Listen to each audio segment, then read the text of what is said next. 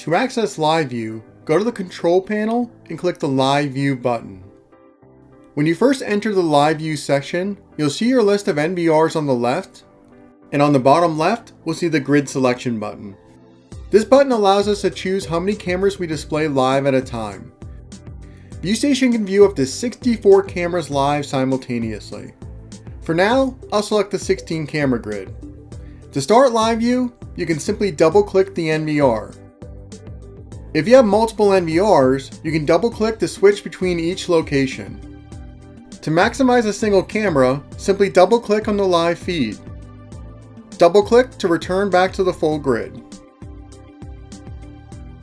If you have multiple systems, you can also double click the root folder at the top to start Live View for multiple locations up to 64 cameras at a time. You can manually choose which cameras to view by simply dragging and dropping the cameras from the left to an open grid spot. The cameras can even be from multiple locations. You can also rearrange the cameras on the grid by clicking and dragging on the Live View.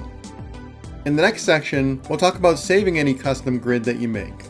If you have any issues or questions, don't hesitate to reach out to our US-based support team at getscw.com.